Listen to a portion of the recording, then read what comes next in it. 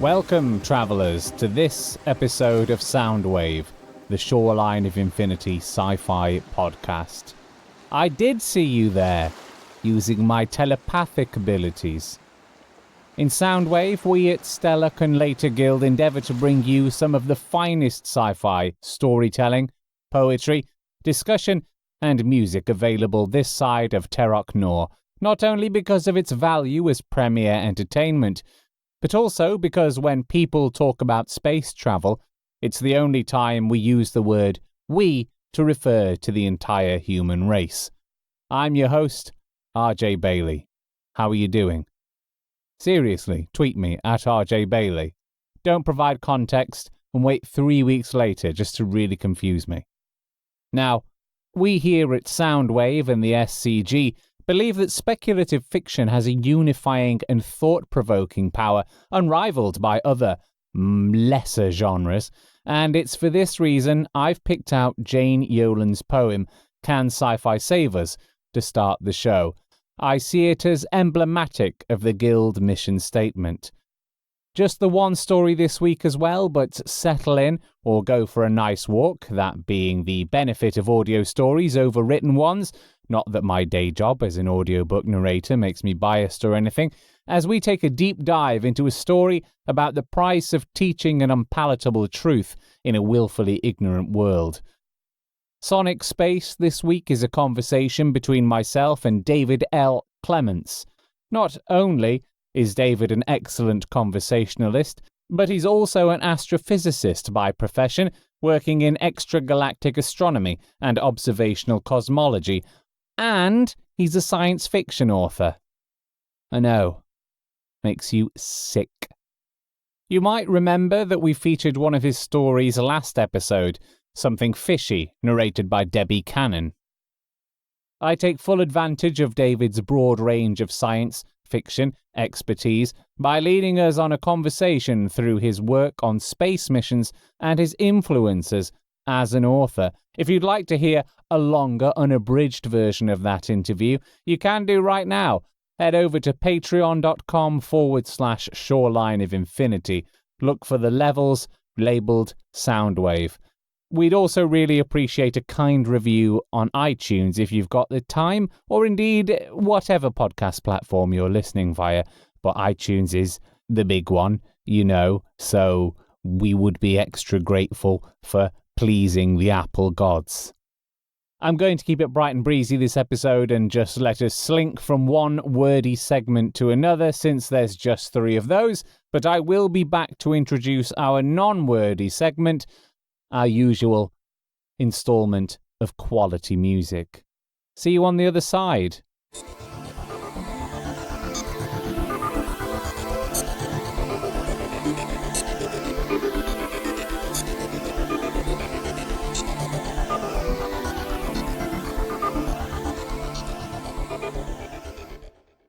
Can Sci-Fi Save Us? By Jane Yolen. Read by RJ Bailey. No more than a single politician, or the signing of a solitary bill. No more than a march of 1,000, a million, or the rise of a green sunburst. No more than a man in a grey suit, holding a placard outside Parliament, or a dozen protesters inside. No more than a woman mowed down by a Nazi on a soft morning, nor a dozen school children slaughtered at their desks. But a single story told enough times, warmed in the mouths of 1,000 tellers, resurrected from a cross of Martian timber, ploughed into the dirt of 1,000,000 stars, might make a difference. Perhaps long after we are gone, and our paper with us, there will be alien visitors, who, in a language different from ours, will coin a new word for sci-fi, and create tales that will erase all our planetary scars, setting the heavens alight again.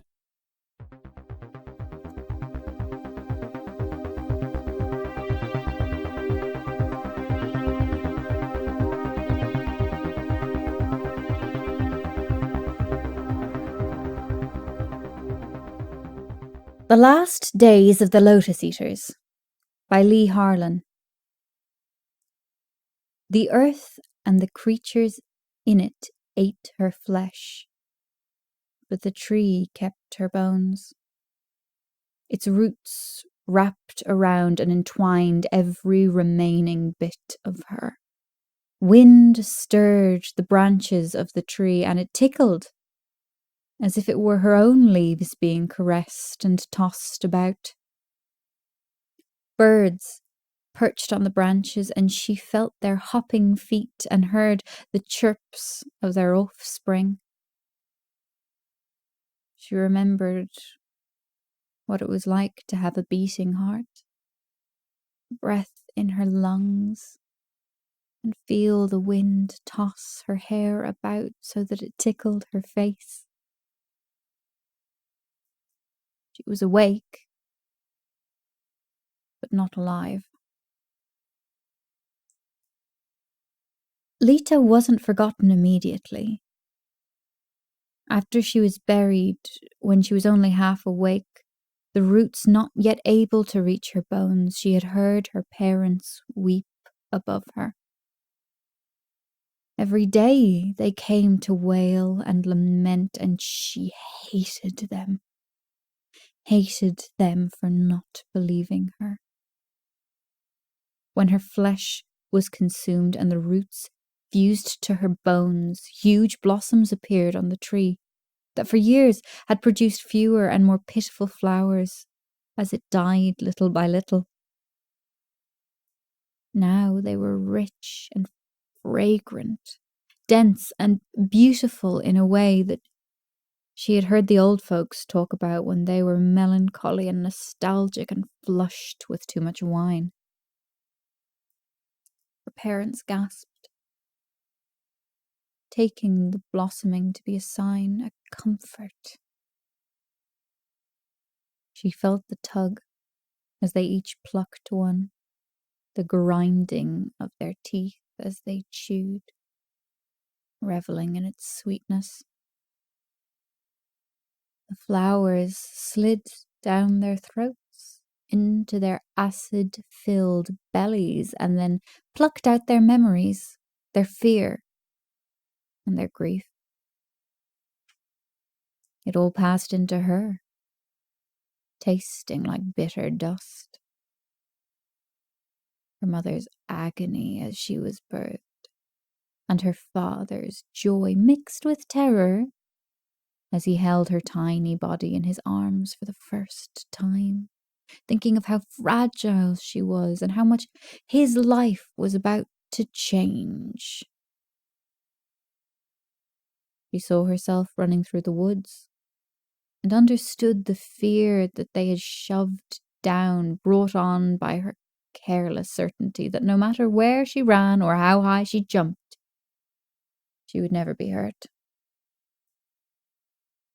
And she felt the doubt that had crept in when she told them over and over that the sky shouldn't be so black, so empty, and there should be life beyond the walls of their little village. Their minds were emptied of all that made them doubtful and unhappy, while she felt swollen and sick. At night, the wind stirred the blossoms and carried pollen through the air and into the lungs of the sleeping villagers, dulling the fears that had been growing as the tree died. When people heard that it was producing flowers again, they came to eat them, and one by one, their fears and doubts were erased completely and buried in her. Only the priests took the vows not to eat the flowers. Though they were soothed by its pollen, their faith fortified and the guilt dulled, if not erased. They read secret texts that had told them what to do to keep the tree from dying, and they needed to remember. All except one. One priest was given leave to break his vows and eat the blossoms. The one who had killed her. He walked up to the tree and picked a flower. With his other hand, he took out a flask and raised it to the tree. I truly am sorry, Lita. You were a remarkable young woman, but you were wrong. He took a sip of wine and ate the flower and gave her his memories. The night he heard that there was a little girl who talked about stars and the end of the universe, he was relieved and terrified. The tree was dying and they needed to revive it, but he had hoped that necessity would come when he had passed his position to a younger priest. He stayed awake all night, reading the holy book to fortify his nerves and staring into the flickering light of a candle, knowing it would still be years before the ritual could be performed. The text and his conscience demanded certainty. In the bright morning, she was running through the grass, running so fast she felt like maybe she could outrun the end of the world. She stopped when he stood in front of her. Lita, could I walk with you for a little while? He said. She had been taught to trust and respect the priests, and though she wanted to keep running, she nodded. I heard you telling stories in the market yesterday, he said. They aren't stories. The night sky is empty, and it didn't used to be. I read about stars in the library. There were so many of them, and they were so beautiful that people wrote poetry about them and used them to navigate. There was a moon, and there were huge oceans, entire planets where people lived and travelled. Not just one little village with an empty sky, she said. He smiled. Most people would say that those are just stories, fairy tales. It's unusual for a girl your age to believe such things. She glared at him. They aren't made up. Why would so many of the ancient writers all make up something like that? She wouldn't be reasoned with, not about this. She had told her parents, her grandparents, her friends and their parents since she was old enough to look at the sky and wonder why there was nothing but the sun in all that big black emptiness. No one believed her.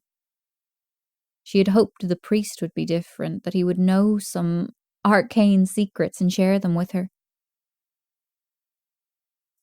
Having consumed those secrets, she understood he was different. He did know. He had wanted her to say, yes, you're right, they're just stories. He wanted her to take it all back because he liked her. He liked that she was smart and not afraid to argue with him. He didn't want to have to kill her.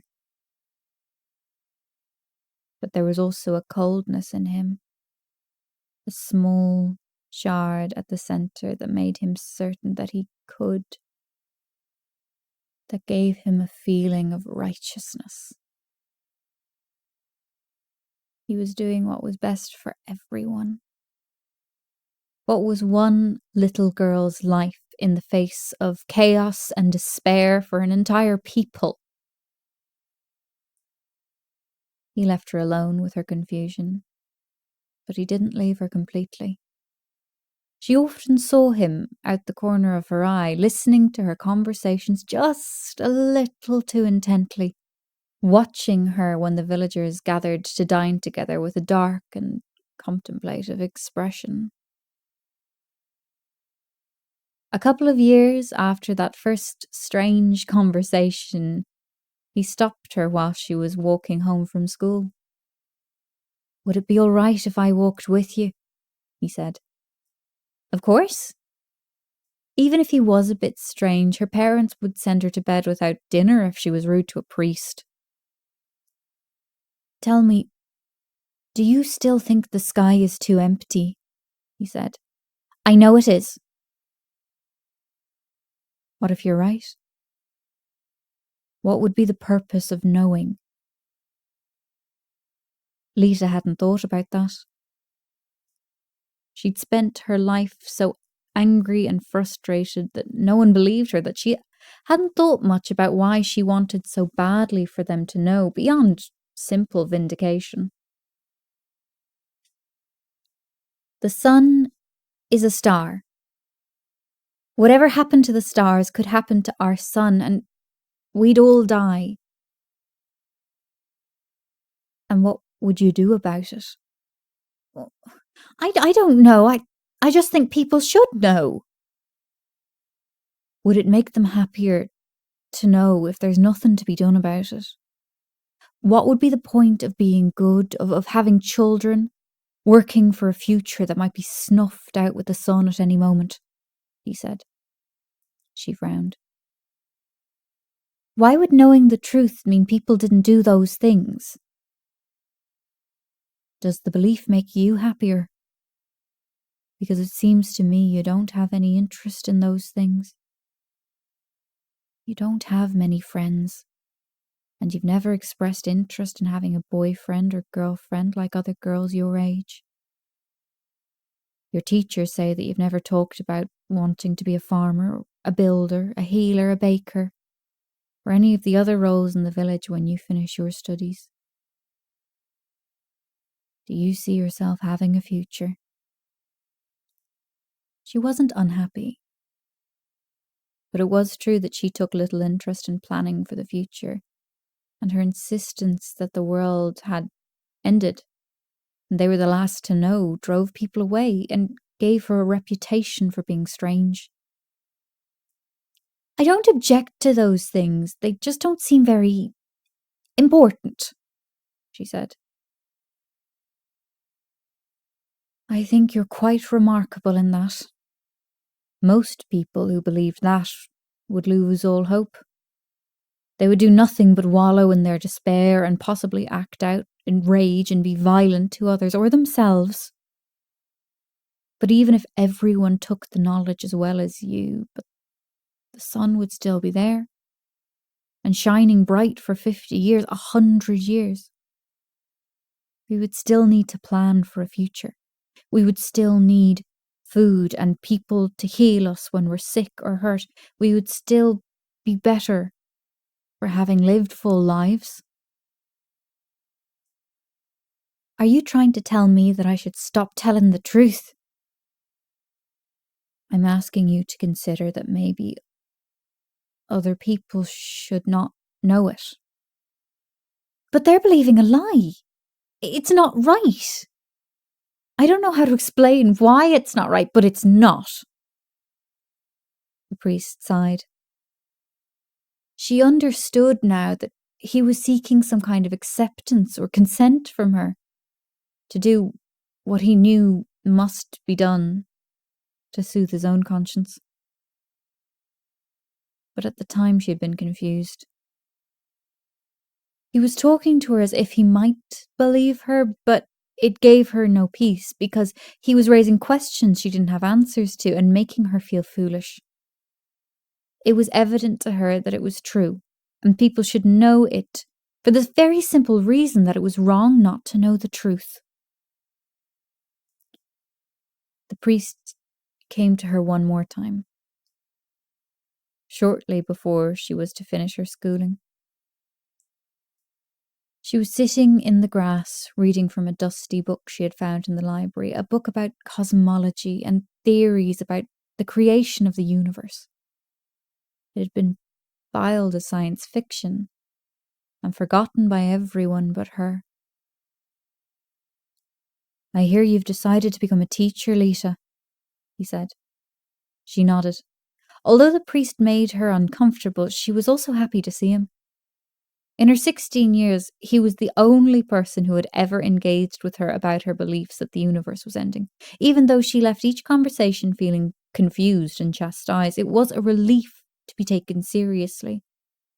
And she felt more prepared to argue with him each time. Would you care to walk with me a bit? He said. She closed her book and slipped it into her bag. Okay. What led you to want to teach? There are so many things we've forgotten. Technology that could make our lives easier and maybe even save us if someone with a brain that works in just the right way learns about it. You still think the world is ending? I know the universe is ending. Everything is being pulled further and further apart, and soon it's going to start getting too cold to grow things. Then it will get too cold to live on the surface and we'll need to go underground, and eventually it will get too cold to live anywhere. We need to prepare. That doesn't sound like something anyone could prepare for. If annihilation is inevitable, why not let people live happily until the end? Maybe it is inevitable, but we would last longer and we might have a chance to avoid it for a long time if people knew. I think that's worth the fear and even the despair. They came to the dying tree, and he stopped and looked at her. You're very certain of yourself.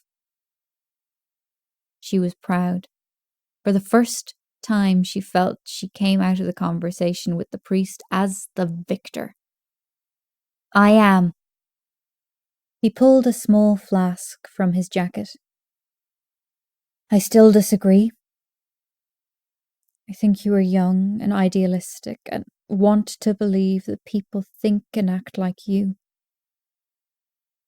and that they would accept inevitable doom with grace and resilience, but I do admire you. Thank you, she said. He raised the flask. To the moral certainty of youth and the intellect and tenacity you have grown into so well. He took a drink, although she now knew that he let it graze his lips and slosh back inside. He passed the flask to her. Just a sip. I can't have it said a holy man is getting young women drunk. She hesitated, but she was flattered, and her parents only let her have wine on holy days. She took a sip.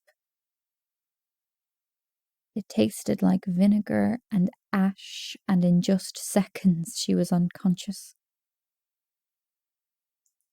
The priest believed that the drug would prevent her from waking up and feeling any part of the ritual.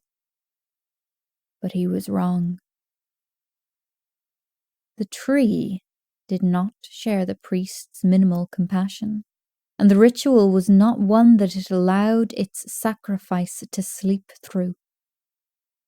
She also knew from being forced to carry his memories that even if he had known, he would have buried her still alive at the base of the tree anyway.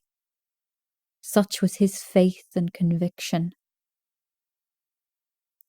When she woke, she choked on the dirt and screamed as the roots bore into her like hungry fingers, ripping into her soft skin, ravenous for the life bleeding out of her body, and the taste of the knowledge that had marked her for death. It had been a long time since it had been given a new life to nourish it. As the blossoms pulled out and transferred the priest's memories of her and how he had liked her and how he had vomited when he heard the muffled screams coming up through the ground, she wanted to tell him that she still knew that he was wrong, and she still intended to be a teacher in her own way. He walked away, his mouth still sweet from the blossom he had consumed, and his mind emptied of terrible memories and doubts about the righteousness of his actions. He returned to the priesthood a blank slate, prepared to watch for the next girl who wanted to know why the sky was so dark. Years passed, and her parents and all the people she had known when she was alive died. Their names soon as forgotten as her own to the handful who struggled to survive on the increasingly hostile surface. The sun still shone in the sky, but it looked smaller. The plants began dying, and the people above whispered through frost-bitten fingers. Winter is almost over. Summer is on its way. But she knew winter would never end. And soon the people above forgot that there had ever been such a thing as summer.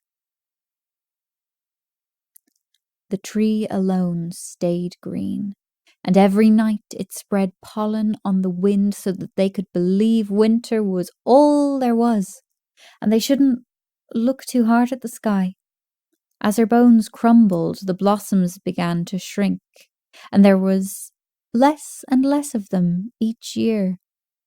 So the people saved eating them only for holy days, and slowly their doubts began to grow. A young girl came and sat at the base of the tree. I don't have any friends. They all think I'm strange. Yesterday, a group of big kids tried to throw me in the river because I told them winter didn't used to last forever. It used to get warm and green. I read it in a book. A little kid was swinging on a rope and they jumped into a lake and they didn't get sick and have to get warmed up afterwards. They picked flowers, not like from you, where they eat them, but just because there were so many and they were pretty. I wish you weren't just a tree so you could talk to me. The girl stood and ran away. Soon after, the girl's teacher came to eat the blossoms, and she swallowed his doubts and the fear he felt when a priest came and asked about her, wanting to know what she wrote about in her school essays and if she had any plans for the future. The possibility of a future was almost gone. Soon it would be too cold for anyone to survive on the surface, and they would need to go underground and start learning the tools to extend their survival as long as possible. And just like she had known, that little girl would be certain that people deserved to know, and that immunity to the lie marked her for death, because there were no words to convince a zealous and righteous priest that she was right. She couldn't save her own life, and she couldn't return the possibility that knowledge gave the rest of the village. Only the tree could do that. She didn't have much time if any knowledge returned to the village was to be of any help, but she would have to wait until the girl was a little older, old enough to read and understand more than just children's stories. The new priest came to the girl again. The tree was dying fast, and he didn't wait as long between conversations as the old priest had for Lita. The girl came to sit at the base of the tree as had become her custom. I wish I knew how to explain to the priest that it's important for people to know the truth. I feel stupid. It's just so obvious. It doesn't make sense why I'm the only one who sees it. You're starting to die, but you're still green and nothing else is. It's not normal.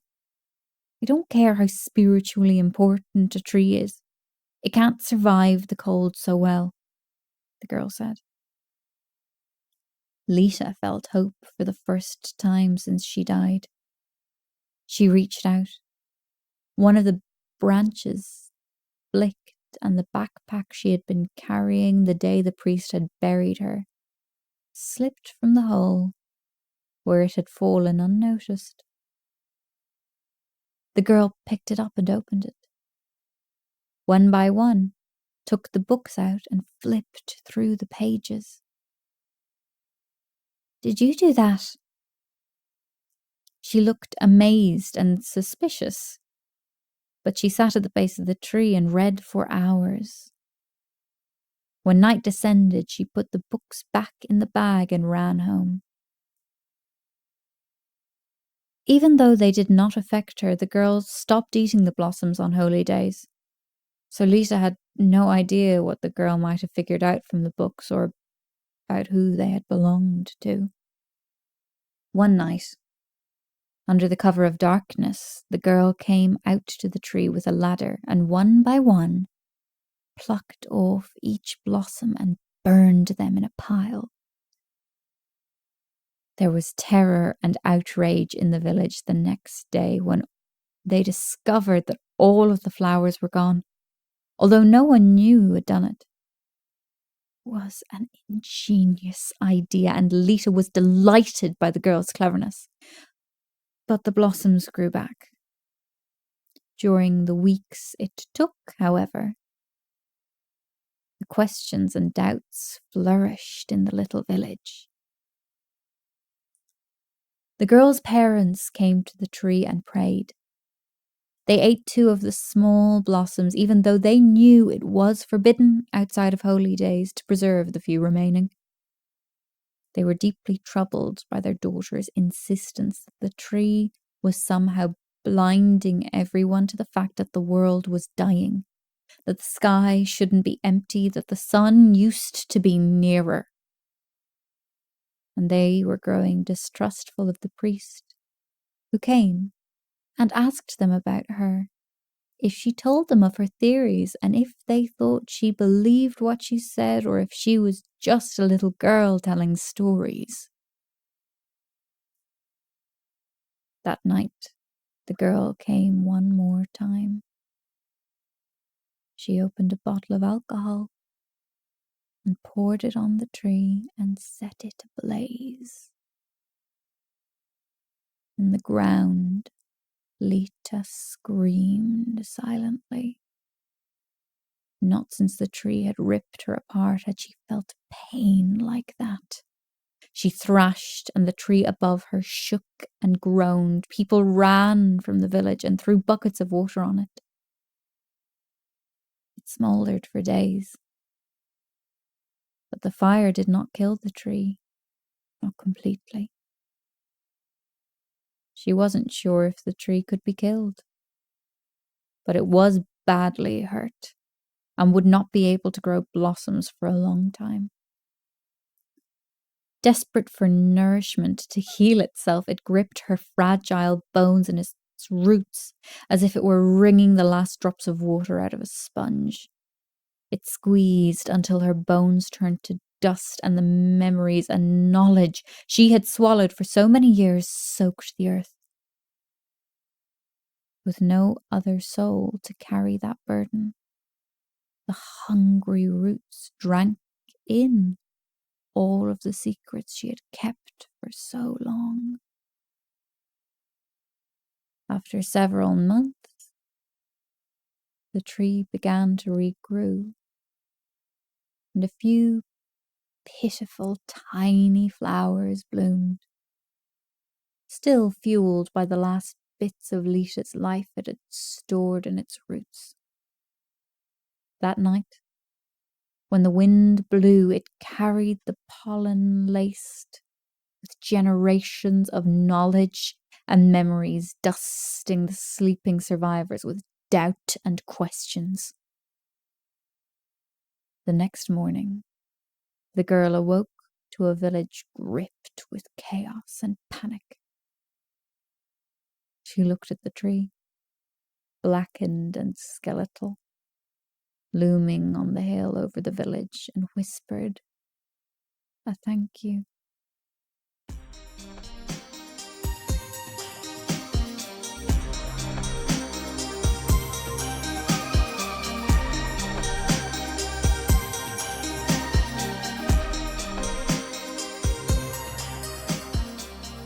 Hello, you're listening to RJ Bailey's Sonic Space here on Shoreline of Infinity's Soundwave podcast. I'm talking to David L Clements. He's an astrophysicist working in extragalactic astronomy and observational cosmology, and he's also a science fiction writer. How are you doing, David?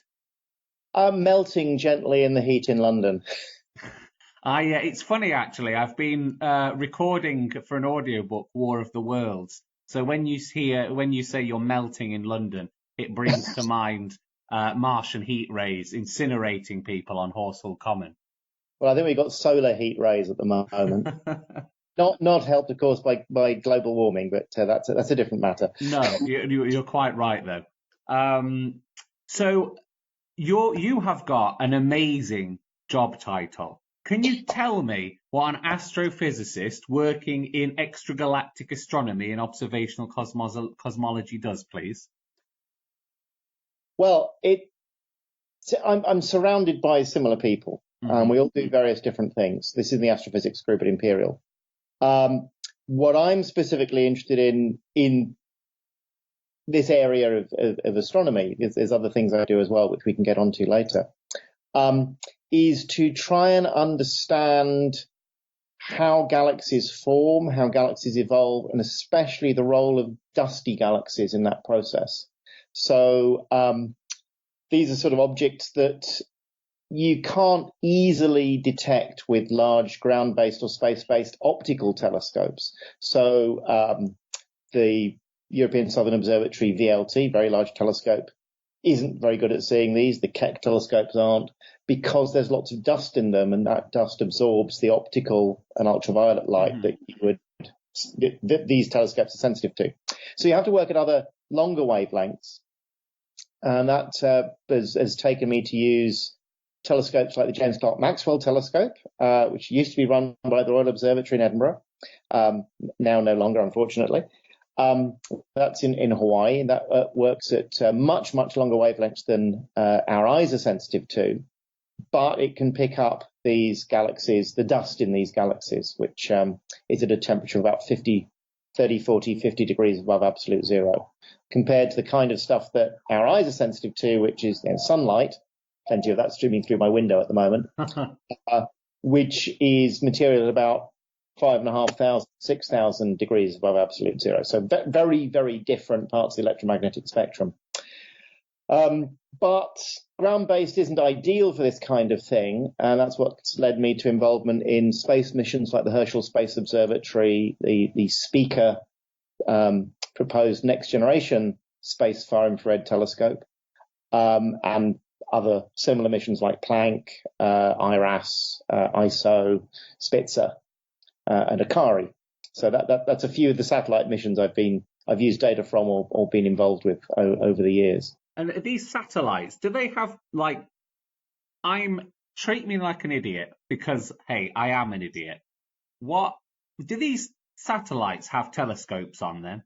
Yes, they are space observatories. With lenses or mirrors. Pretty much everything that we do as professional astronomers uses reflecting telescopes rather than refracting telescopes that use lenses. So, for example, the Herschel Space Observatory, which I've been involved with since 2001, that launched in 2009 and was and still is the largest astronomical mirror put into space with a diameter of 3.5 meters.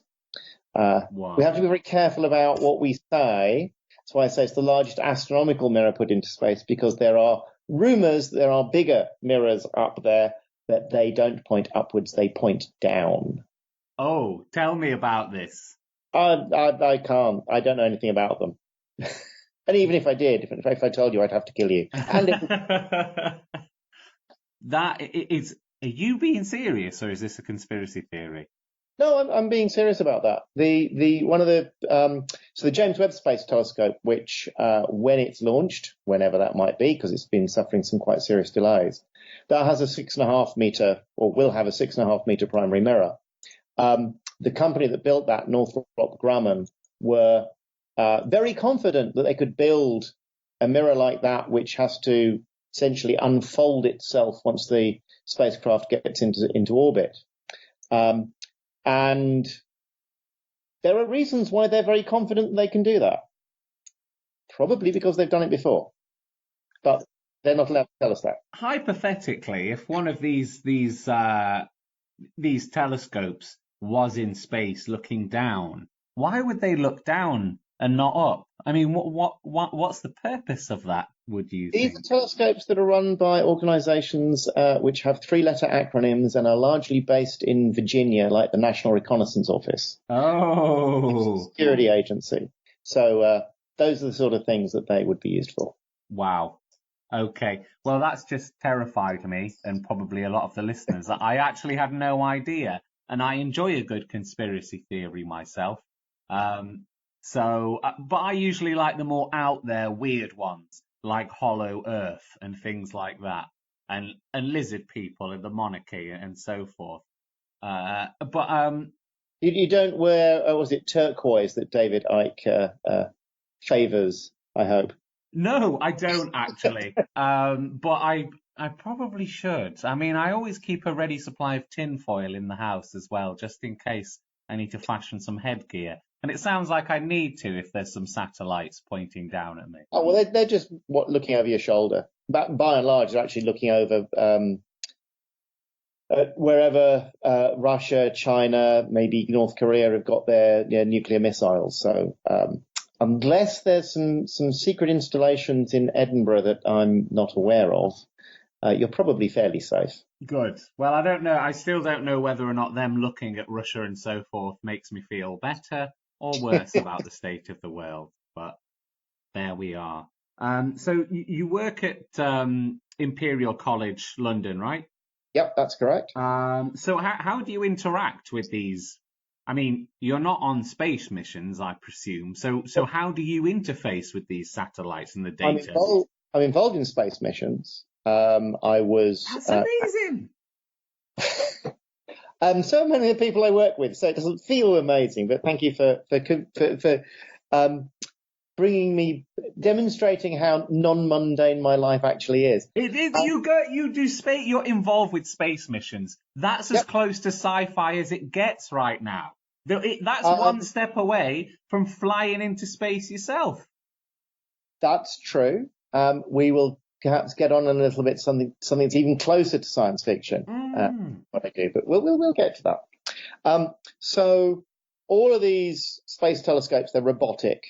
One of the reasons for that is that having 70 or 80 kilograms of canned primate attached to your exquisitely sensitive and very accurately pointed astronomical instrument doesn't actually help very much. Mm-hmm. So this is one of the things that you realize when you start looking at the pointing requirements. So we need the fields of view on these telescopes are usually fairly small, and you want to keep your telescope pointed at the objects that you're interested in. And on Earth, that's easily done because you bolt your telescope to the Earth. That's a fairly stable platform. Though I have been at observatories where there have been earthquakes, which is an interesting experience in itself. But by and large, the Earth doesn't wobble very much. Mm-hmm. However, if you go and attach, even if it's on the International Space Station, which is a fairly large mass object, if you're trying to point a telescope from there and you've got, what's the crew of the space station, about 3 or 4 people, if they're all moving around and they've got equipment moving around, et cetera, then your pointing stability is much, much reduced. So you don't actually want people nearby. Mm-hmm. So, and in fact, the current generation of, well, not just infrared space missions, but pretty much all space missions that are concerned with astronomy, we send them to what's called the L2 point, the second Lagrange point, which is beyond the moon. It's about 1.5 million kilometers away. It's more of a region than a point, but we still call it a point. And that's relatively stable gravitationally. So if you put something there, it's not too difficult to keep it there. But the great thing about the L2 point is that the Earth and the Sun are always in the same direction. So obviously, if you've got a sensitive instrument, whether it's optical or far infrared, you don't want to point anywhere near the Sun and the Earth. Mm-hmm. But if they're both in the same direction, that makes the problem much, much easier. So the somewhat unfortunate corollary to that is if all your instruments are 1.5 million kilometers away, you can't go out there and fix them when they break, which is one of the nice things about the Hubble Space Telescope. It's in low Earth orbit, so when the shuttle was flying, you could go up there, replace instruments, repair things. And that's one of the great things that's kept the Hubble Space Telescope going for so long at the forefront of science. James Webb, Herschel, which is no longer operating, Planck, also no longer operating. All of these these current generation telescopes that are out at L2, you have to get them there and make sure that they work, because if it breaks, you can't fix it. Mm-hmm. And what should something go wrong? Is that it? It's just that's a write-off? It depends what goes wrong. All space missions are designed with a lot of redundancy in them. So if one thing breaks, you switch over to the backup for it. That's not true of everything on these missions. So, for example, the instrument I was concerned with on Herschel, called Spire, which was a UK-led instrument, which Imperial was strongly involved with, as well as places like Cardiff, the Rutherford Appleton Lab, the Royal Observatory Edinburgh was somewhat involved as well. So there was only the one set of astronomical instrumentation. It had several different channels. So if one of the channels blew, we still had a couple of others that we could work with. There were two halves to the instrument, a spectrometer half and a photometer half. If we lost, for example, the spectrometer, we could still do photometry. And on the electronics side, there was a redundant set. In fact, for one of the other instruments on Herschel called Hi-Fi, early on in the mission, there was a problem which meant that half the primary electronics that drove it broke. And they spent about 6 months analyzing what the problem was, working out whether it would happen again, what they could do to stop it happening again. And once they were sure that the problem would not reoccur, they turned the redundant side electronics on and were able to do their observations. So it slowed them down a bit, but something broke, but there was something redundant there. So the two key lessons I've learnt about building space hardware, through my involvement with Herschel and Planck and to some extent with earlier missions like ISO, you need to avoid two things in a space mission. One is moving parts, because anything that moves, it's going to be up there in a hard vacuum, usually at pretty cold temperatures. Moving parts in those circumstances are finicky, shall we say. And since it's going to be up in space, if it gets stuck, you can't fix it. So you keep the number of moving parts down to a minimum, an absolute minimum, eliminate them completely if you can. And then also avoid what's known as single point failure mode. So if one thing goes wrong, you lose the entire mission. This leads me to a lot of the worries I have about the James Webb Space Telescope, because it's got such a large mirror, and because it's going to be working in the mid-infrared wavelengths, it needs a very large sun shield to keep scattered light away from the primary mirror and the instruments so they can be at the right temperature.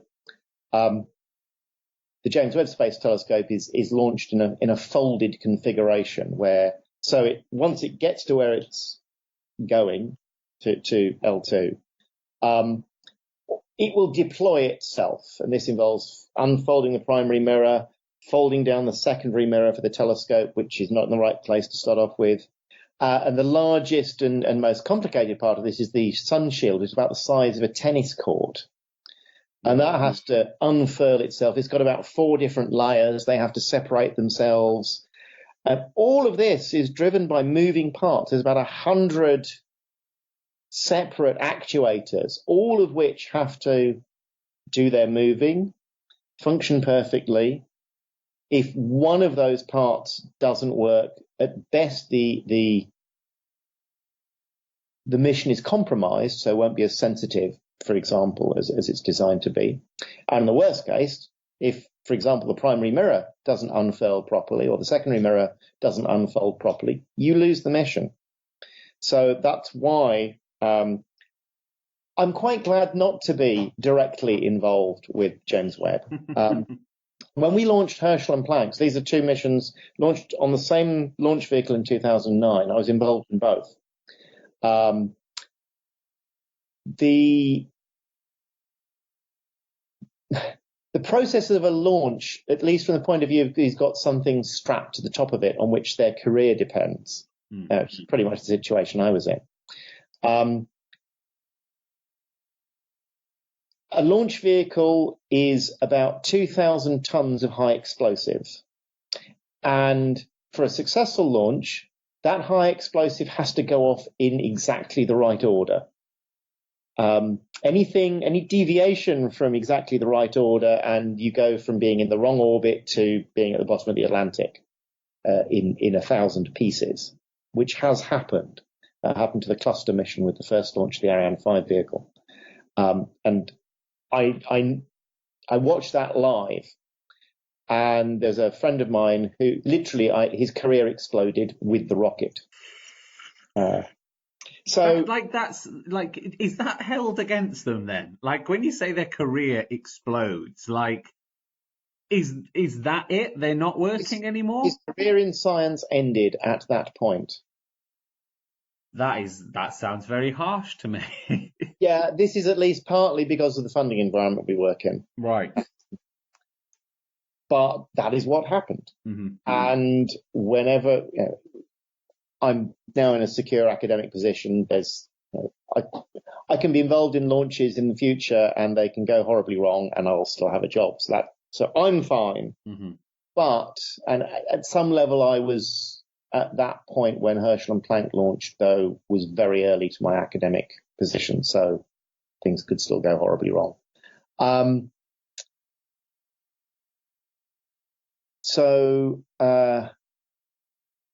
Yes, that's the risks that really you face. Yeah. And so watching the launch of Herschel and Planck, knowing not only did they have to get off the pad, but the second stage had to work, that they had to get into the right low Earth orbit, that they then had to separate, that the fairing had to come off. The two space vehicles then had to separate from the launch bus. And this is a series of actions. That was about half an hour between when the blue touch paper was lit and the Ariane 5 went off, to the point at which we thought we were as safe as we could be. And it probably is the longest half hour of my life. Now, the guys on the James Webb Space Telescope, that point, when you get to separation and your satellite, your vehicle is running its own show, and you're no longer reliant upon the excellent engineers at Ariane Space, but still that shit happens. Mm-hmm. So it took us half an hour until we were on our own, and at that point, at least for Herschel, if I remember correctly, there was one remaining critical thing that had to happen that we would have had no control over as an instrument team, which is essentially opening the lens cap. Mm. That was a moving part, which was mission critical and a single point failure mode. So if the lens cap at the top of the cryostat, where the instruments were, if that didn't open, then that's it. But it worked successfully, so we were fine. But for James Webb, they've got about 6 months during which time these various different unfurling maneuvers will take place. I think by the end of that 6 months, they're all going to be on anti-high blood pressure meds. It's going to be so stressful. There sounds like there is despite not actually being strapped to the high explosives, it sounds like there is a huge amount of personal risk then, because it's not to be taken lightly, and people will, like, some people might listen, or cynical people will go, well, it's not like they're strapped to the thing, they're not going to die if it explodes. But it's a career, like, it's your entire life gets absolutely shattered, completely shattered, what you've trained for all your life, educated yourself in and then worked in, and your passion and your love can be destroyed at the same time as the rocket. That's something I've taken from this, which is really brought home how risky it is for absolutely everyone involved. Not just people sat there doing equations and pushing buttons. There is a huge amount of risk involved in this thing. While that's very exciting as well, it's really brought home to me how risky that is. So thank you very much for enlightening me on that. Okay, well, I'm glad to have done that service, because there's lots of my colleagues involved in these sorts of things, and the more people who understand why, when it gets around to launch time, they get a bit cranky. Better. I bet cranky is probably an understatement. Yes. Also, once you've launched and once it's successful, it also explains why there's usually a large amount of alcohol involved. I bet. And I wouldn't blame them whatsoever either. Yeah. Aliens, obviously, featuring in much science fiction. You yourself, not just a scientist, but a science fiction writer. Does the science you do influence your writing? Oh, very much so. There's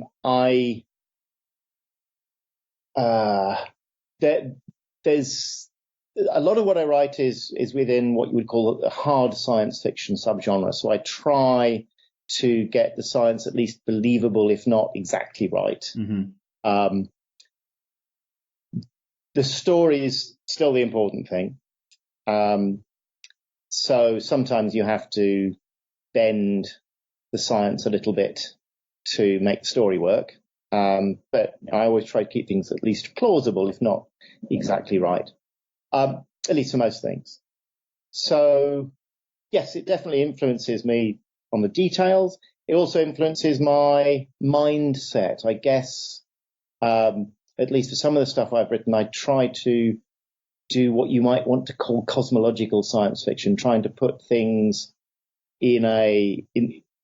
or at least demonstrate the huge scales of distance, the huge scales of time in the universe. So one of the stories I published, one of the earlier ones I published,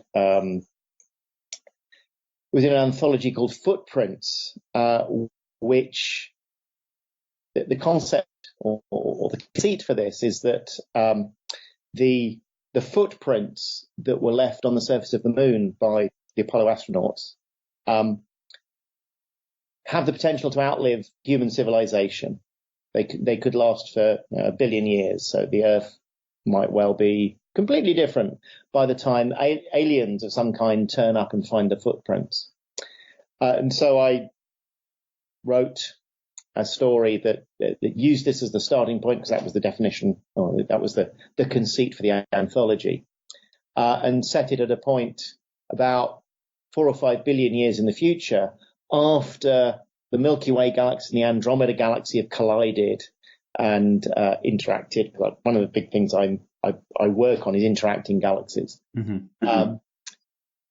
And that was the backdrop to the story, and very long periods of time, very, very long distances, etc. And that's featured in a couple of other stories of mine as well. I don't always cleave tightly to the science. I've done 1 or 2 Lovecraftian stories. So, although one of the things that attracts me to the whole Cthulhu mythos is that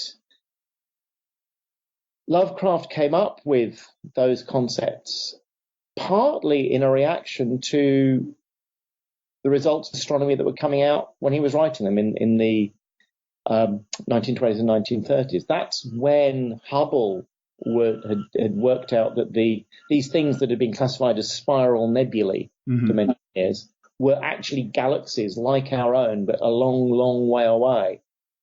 And it was as if the universe, as we understood it, suddenly expanded and became a much bigger, much lonelier, colder, and uncaring place.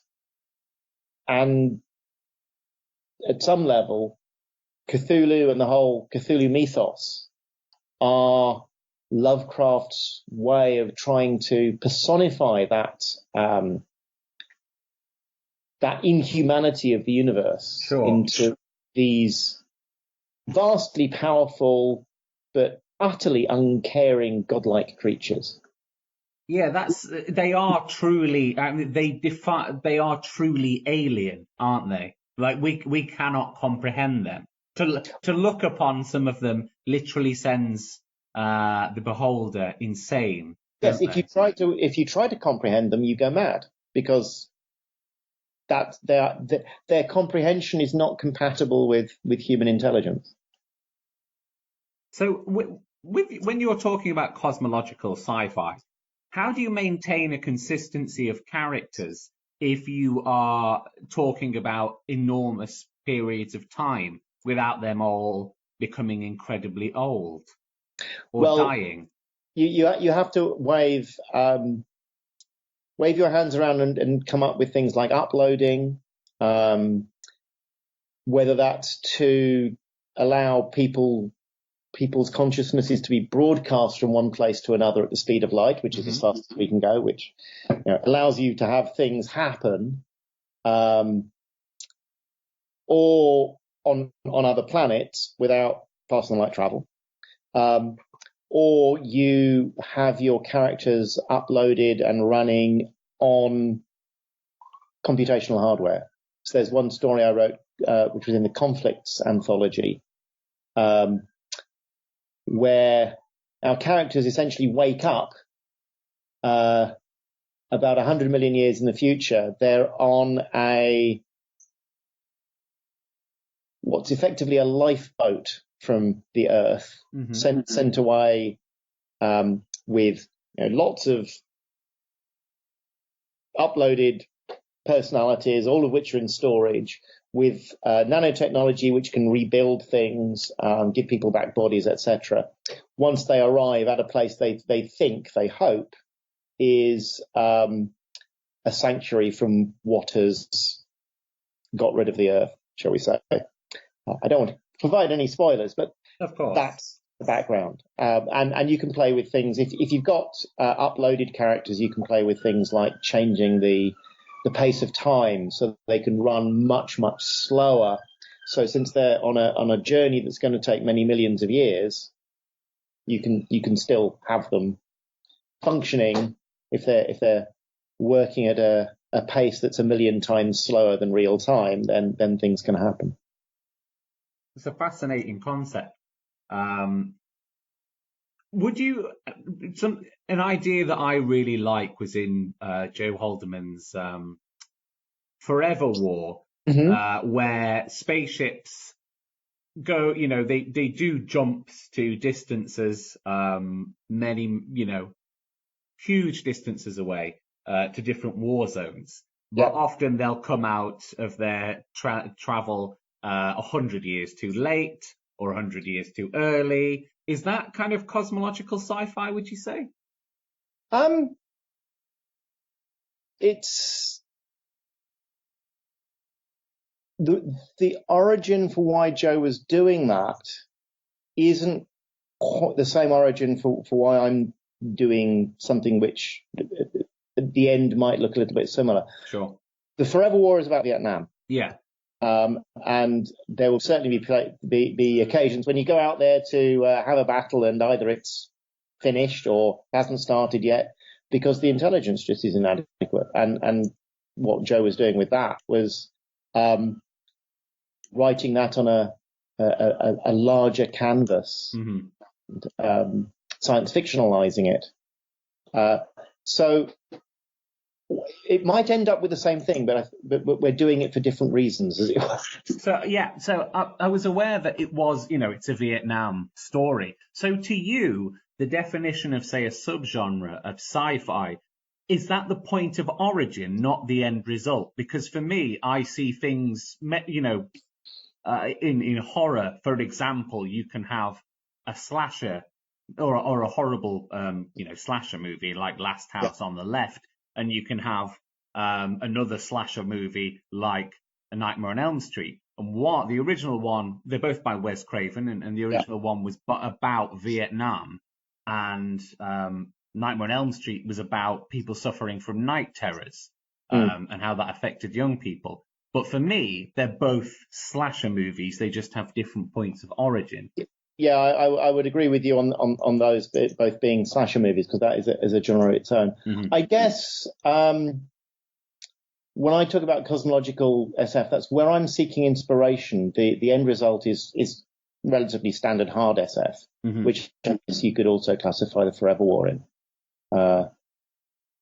It's a while since I've read it, but yes, I think the Forever War would it seeks at least internal consistency and has a knowledge of when it's bending or breaking the rules of physics, and lampshades them with this. I think it's the singularity drive. I can't remember what their faster than light drive is called.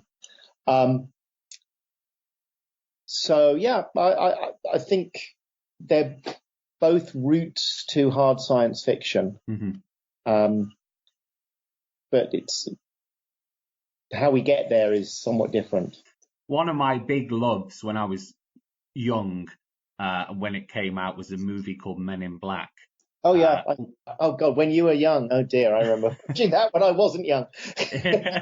In 1997, that was a real formative thing for me, which had that blend of conspiracy theories and cool-looking aliens and incredibly large chrome guns and sharp suits, which definitely appealed to me. But also actually a really great, witty, funny, clever movie as well on top of that.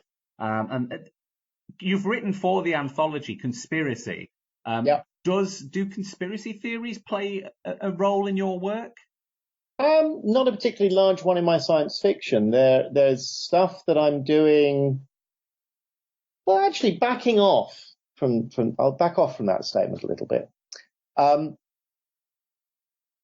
There, whilst not explicit conspiracy theory in the sense that people are conspiring to do things, there's a series of, I think it's 5 stories set in the same universe that I've published so far, and there's more coming. I like the idea of a secret history to the universe where what we think, once we go out there exploring, finding alien civilizations or whatever, what we think is going on isn't actually what's going on. And that the uncovering of that is part of the narrative thread of the story. And I find that whether I'm reading some science fiction by Al Reynolds or some more contemporary fiction by writers like James Ellroy, I find the idea of a sort of secret history and uncovering that as part of the narrative it appeals to me a lot. The danger we have with all of these conspiracy theories, and conspiracy theory is seductive. Because it makes sense of the world when the world doesn't seem to make sense. I have this. I've had this thought for quite some time that we are a narrative species. We tell stories. We understand the world through stories. The laws of physics are very compact stories for how things work, and told in very precise language of mathematics. But at some level, Newtonian mechanics is a simple story, and it's the one that we thought was true in the 1700s. But it's not the full story, as Einstein showed, and as Schrödinger showed with quantum mechanics, etc. So,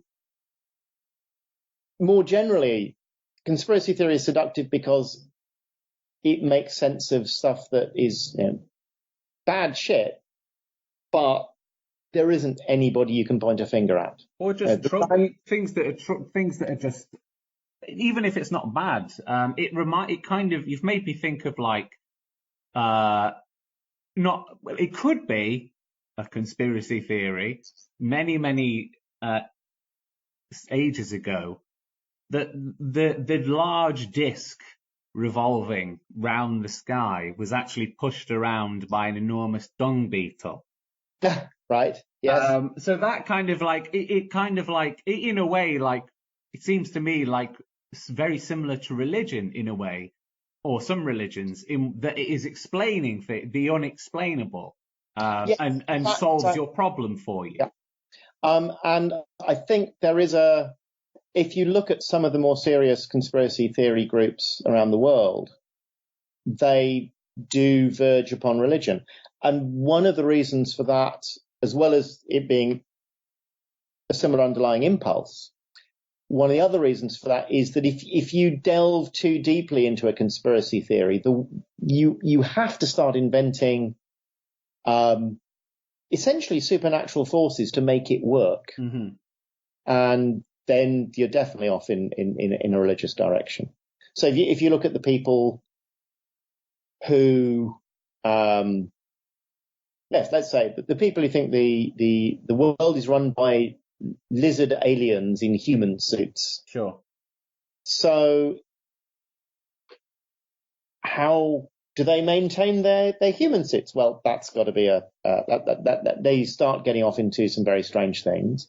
Where do the lizards come from? Well, you've got flying saucers and stuff like that, which has to be folded in. Again, you're going into fairly extreme territory. And then you start also having to spread the conspiracy so that, for example, when a minor royal, maybe not even a minor royal, Diana Spencer dies in a car accident. Why isn't there green lizard blood everywhere? Yeah, etc. You begin to push things out into less and less believable places. Yeah, I can see why it's seductive, but then destroys itself. And like you say, it's got to create absurd fictions that border on the supernatural, or straight up are paranormal. Yeah, exactly. I have to say, some of the sanest people I know are people who've been involved in conspiracy-based role-playing games because they've had to, as it were, get part of their mind working inside the conspiracy to come up with the scenarios, etc. But also they got their mind working outside the conspiracy because they know that's not the real world. Yeah. And at some level, it acts as an inoculation against your conspiracy theorists out in the real world. The people who, for example, claim that global warming is a conspiracy by scientists who all get together and decide, oh well, yes, we need to screw the oil companies or get rid of the wealth that the wealthy people in America have from oil. If you've ever met a bunch of scientists, we don't agree on anything. We couldn't conspire a trip to a restaurant. Again, it's one of those unstable conspiracies. If there was a conspiracy of climate scientists, think how much money, power, prestige, influence would go to the one person who says, look, I've been inside the conspiracy for the last 10 years. I've collected all of these documents that explain how all of this is nonsense. And I've been inside the secret volcano base of the climate scientists, and that's where it is. And it's full of fluffy white cats. That person he'd get the Nobel Peace Prize, he'd get everything. Yeah. Would be given the permanent thanks of every oil plutocrat on the planet. But it's not happened because it's not there. Well, I'm sure there's a reason someone will give about you cannot leave under pain of death or something like that. But no, you are absolutely right. Then you start having to invent the black helicopters. Yeah. and the mind implants and ways of stopping people doing what they otherwise would do. And funnily enough, the Men in Black. Yeah, exactly. Yes. And it could be, conspiracy theories, of course, it makes me think how dangerous they can be as well. Exactly. They're seductive, but if they fit in with your ideas, Pizzagate was a very prominent one recently that would have done a lot of damage to Hillary Clinton. Yeah. Utterly absurd as it was. And I suppose while we can laugh at them and scorn at them, people like Mike Cernovich are capable of actually causing damage to society by spreading ridiculous conspiracy theories. But it goes all the way back to things like the Protocols of the Elders of Zion and the burning of the Reichstag. Yeah. That's where it can go, and where Germany went after that. The proliferation of conspiracy theories and conspiracy theory thinking in the Nazi Party was extreme. And there was nobody there to error correct them, because if you tried to, you didn't last. Sure. Of course, they had their occult division, didn't they? Yes, the Führergesellschaft, which features majorly in the, as it were, backstory of Delta Green. Ah. I always think of Indiana Jones. I go for a more mainstream reference point when I think of the occult Nazis. I have a very soft spot for the first Hellboy film. Oh, yeah, I like that a lot. Yeah. Yeah, with the clockwork Nazi, yes. Gestapo officer. And when I went to the cinema to watch it, and the first opening quote comes up, there's a sort of flavour quote, and it's attributed to Unausgesprochenen Kulten, which is one of the Lovecraftian tomes. I thought, yep, I'm going to enjoy this film. No, that is a cracking movie. We've been talking about fiction and your influences. What about your own fiction? What have you got, and what can we read coming out from yourself? Well, the best place to start if you want to read David L Clements is my collection of short stories called Disturbed Universes. This came out in 2016 from Newcon Press. It's still available from them. You can get it in a Kindle version or in a paperback version if like me, you prefer Dead Tree Media. So that's collected pretty much everything I published and a couple of other things that were unpublished up until 2016. And I've had a number of bits of short fiction published since then, in conspiracy with an exclamation mark, as you mentioned. You have to shout it. Yes, I'll save your microphone. And all that. Then there's a couple of pieces in Shoreline of Infinity, of course. Got to mention them. Mm-hmm. And there's some, as is inevitable for any writer you talk to, there are the things that are with publishers at the moment which they have yet to accept. Sure. So I've got a number of stories that are, as it were, out in the market at the moment. And there's also a novel that I'm trying to find an agent for. The novel is called, or at least the working title for it is The Bourbaki Conjecture. Say that again, sorry? The Bourbaki Conjecture. People who know a little bit about maths might recognize the name. Mm-hmm. And that's set in the outer solar system several hundred years, or 150 or so years after a disaster has befallen most of humanity. And we're looking at how things are recovering and the secret history of the collapse, which is what destroyed most of civilization. So back to conspiracy theories again. I was going to say, it sounds very appropriate. So I'm sending that to agents at the moment, but haven't had a positive response yet, but fingers crossed. And the next thing I'm planning to work on, there's a couple of projects. One of which is a bit of a departure.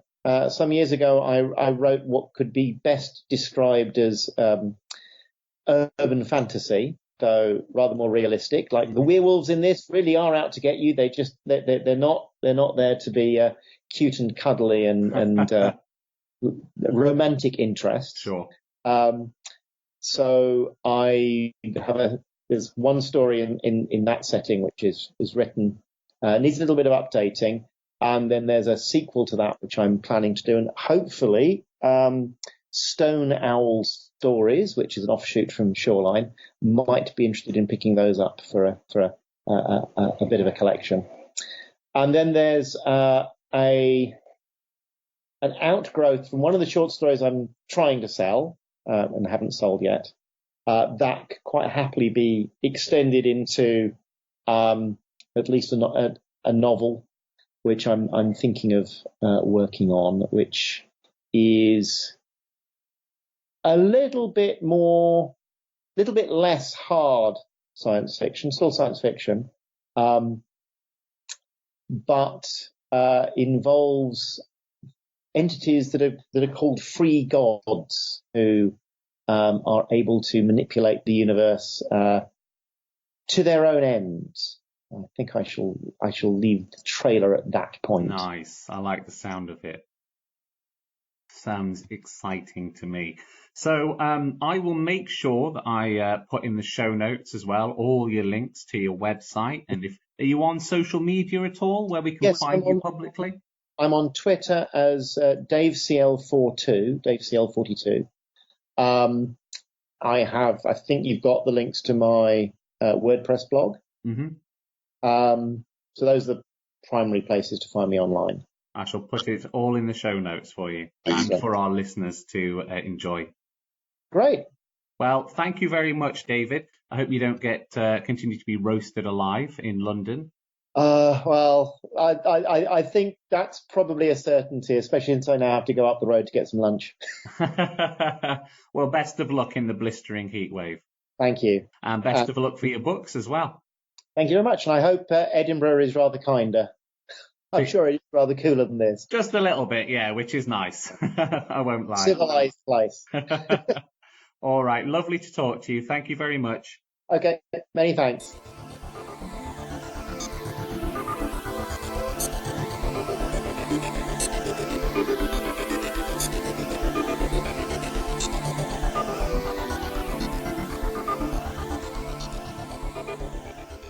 And if you couldn't already tell by my tone towards the end of that interview, I found Dave to be a very interesting, very warm, very enjoyable person to talk to. So if you want to check out more of his stuff, please do so. Go to davecl.wordpress.com to find his blog, Disturbing the Universe, or follow him on Twitter at DaveCL42. He goes under the name on Twitter, Liberal Intellectual, and he tweets and retweets a lot of stuff that politically I agree with. Also, Dave, if you are listening to this, hashtag FBPE and hashtag OFAB. What does it mean? Someone please tell me what they're in his they're part of his name on Twitter as Liberal Intellectual. It's got them hashtags there, hashtag FBPE and hashtag OFAB. I would be very interested. Give me a tweet. Or if anyone else knows what they mean, give me a tweet at RJ Bailey. Indeed, I always enjoy hearing your correspondence about the show, or indeed life in general. So if you want to tweet me your correspondence, please do so at RJ Bailey. Links to both myself and Dave's Twitter handles will be in the show notes. Or if you want to speak to me long form, you're very welcome to do so. RJ Bailey at shorelineofinfinity.com about the show Soundwave, or about how I conduct myself and the ways I should change my behaviour in public society. I understand that I can be quite off-putting to be around when I've not had a shower for several weeks. If you've got any constructive criticism about the show as well, I really stumbled over that one, didn't I? Constructive criticism about the show, again, direct it to RJ Bailey at shorelineofinfinity.com. Do you think the show should be longer? Do you think the show should be shorter? Do you want me to just shut up and play some music? Well, we're going to do that now, kindly gifted to us by Nuclear Blast Records. This is new, from a new band indeed. Kind of a new band, not really. I mean, this is right up my street, so I know a little bit about this. Luca Turilli has been going for a long time, bit of a guitar virtuoso. He was in a band with Fabio Leone, known as Rhapsody. Then, later, due to legal disputes, had to change their name to Rhapsody of Fire. That band eventually split in two, becoming Rhapsody of Fire and Luca Turilli's Rhapsody. Luca Turilli, it turns out, loves the word rhapsody. In 2016, on their 20th anniversary for their farewell tour, all the members of the band that was originally called Rhapsody got together under the name Rhapsody again, despite the trademark issues, which had forced them to change their name to Rhapsody of Fire. Don't know how they got around that one. Got together to perform one last time as that group. In December 2018, several months after announcing that Luca Turilli's Rhapsody was now also inactive, Turilli announced the creation of a new Rhapsody band named Turilli Leone Rhapsody, this time composed of the lineup of the 20th anniversary farewell tour musicians. And so, here we have Turilli Leone Rhapsody, the new group featuring original Rhapsody members Luca Turilli and Fabio Leone, completed by the former Rhapsody members Dominique Leurquin, Patrice Gers, and Alex Holtzworth, recently announcing the release of their debut album Zero Gravity, Rebirth and Evolution. This is the first track from that album, Phoenix Rising. Not only is it an excuse for me to play another over-the-top, insane power metal track, but also, just from the opening moments, you can hear that this is an artist, as you'll also see by his back catalogue, that is strongly influenced by science fiction. I'm going to play out with this. Phoenix Rising. Until next time, I will see you in the Soundwave.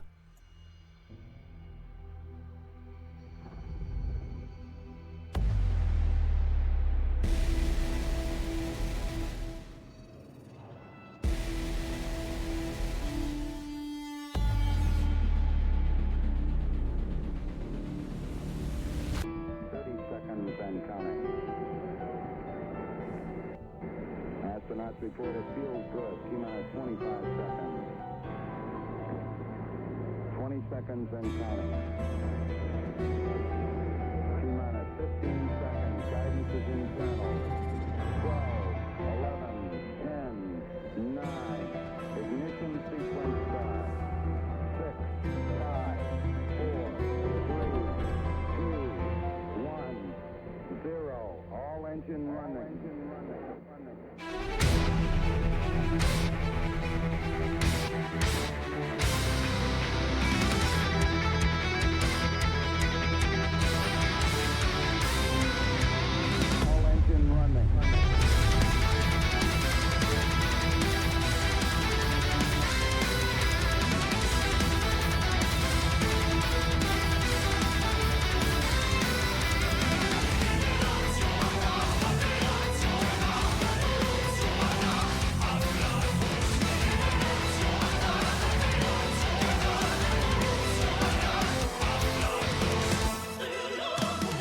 Through the shape of the square and the circle, I will look to realize who we are. I will tune to the lows of forever, while decrypting space and time. May I cloud in the tear of an angel, to survive and repel this love, to evolve as a perfect triangle, for the alignment of my soul. Rising from the ashes of my universe, I will sing the synthesis, geometry, new minds will resonate in me.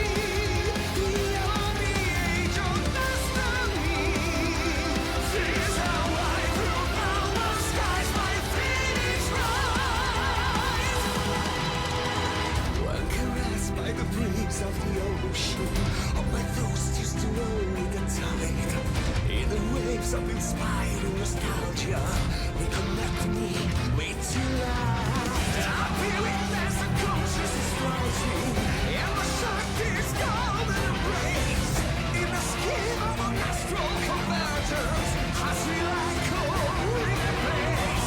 When I close rising from the ashes of my universe, I'm pushing you synthesis, you're my dream, will raise on me till me, beyond the age of destiny. Fears are wide throughout the skies, my phoenix rise.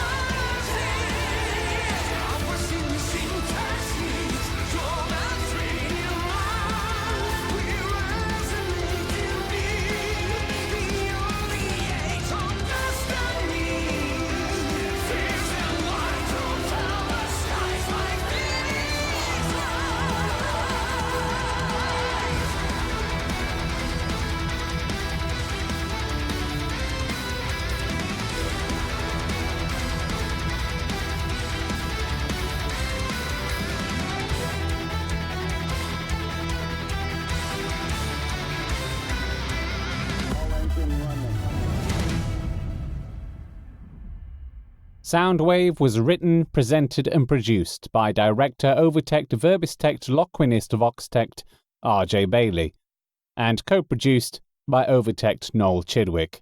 Music by TuneTect Alex Storer. Stories curated by Verbis Curate Voxtexts Debbie Cannon and Jonathan Whiteside. Poetry curated by Verbis Curate Russell Jones. Can Sci-Fi Save Us? Written by Jane Yolen, narrated by R.J. Bailey. The Last Days of the Lotus Eaters. Written by Lee Harlan, narrated by Izzy Hurahan. Sonic Space was produced and presented by R.J. Bailey. David L. Clements' writing can be found via his website, davecl.wordpress.com. Phoenix Rising is performed by Terile Leone Rhapsody from the album Zero Gravity, Rebirth and Evolution on Nuclear Blast Records. Artwork by Illutect Mark Toner. If you'd like to support future episodes of Soundwave, you can do so via our Patreon, patreon.com/Shoreline of Infinity. Just look for the Soundwave levels. 66.6% of the psychic energy generated by this podcast will be donated to the survivors of the 236th Greygast Cyclin Intersector War Fund.